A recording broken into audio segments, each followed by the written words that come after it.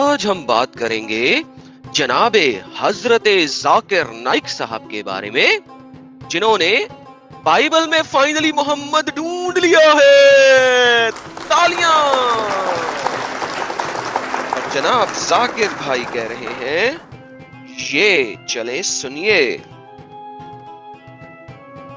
Prophet Muhammad, peace be upon him, is also mentioned by name in the Old Testament.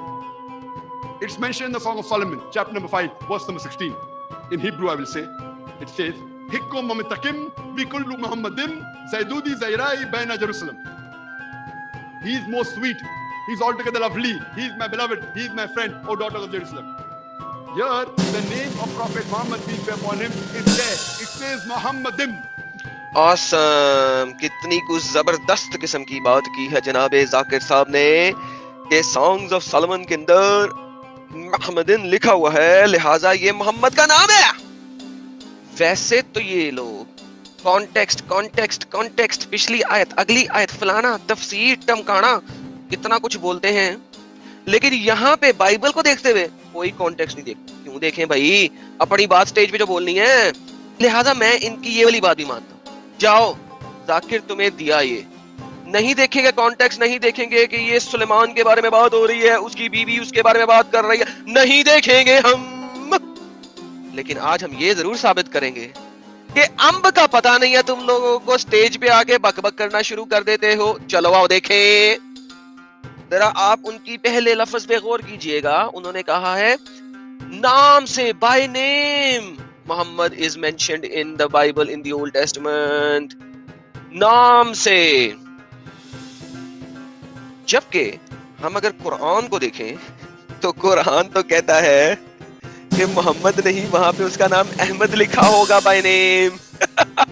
کیونکہ قرآن کی آیت یہ کہہ رہی ہے من بعدہ اسمہ احمد، اس کا نام تو احمد ہونا چاہیے، وہاں پہ محمد نہیں. قرآن کے اندر 4 اور مقامات میں محمد لکھا ہوا ہے، لیکن جہاں پہ بات ہو رہی تھی نام کی وہاں پہ تو احمد لکھا ہوا ہے، محمد تو لکھا ہی نہیں ہوا. لیکن چلو ہم اس کو بھی چھوڑ دیتے ہیں، کوئی بات نہیں. ذاکر بھائی آپ نے ڈھونڈ لیا محمد، رادر آپ نے محمد ڈھونڈ لیا ہے. چلو کوئی بات نہیں ذاکر بھائی، اگر میں آپ کی یہ بات مان ہی لوں کہ اگر لفظ کا تلفظ تقریباً سیم ہونا چاہیے اور وہ وہی لفظ بننا چاہتا ہے تو ٹھیک ہے میرے بھائی، یہ والی بات آپ کی میں مان لیتا ہوں. اس بات کو مانتے ہوئے اب ہم دیکھتے ہیں کہ ہیبرو میں اور کیسا لفظ ہے جو کہ بالکل ایسا ہی ہے. ہیبرو کا لفظ اخبر. ہیبرو میں اکبر جو ہے وہ چوہے کو کہتے ہیں. ہیبرو میں اکبر چوہے کو کہتے ہیں. یہ ذرا سنیے گا، اخبر. اخبار. دوبارہ سنیے گا، اخبار. یہ ہے مائی ہیبرو ڈکشنری. اخبر. اخبار. اخبر کا مطلب کیا ہے؟ چوہا، ماؤس، چوہا. وائٹ والا ہو یا براؤن والا ہو، چٹا ہو یا کاڑا ہو یا براؤن ہو.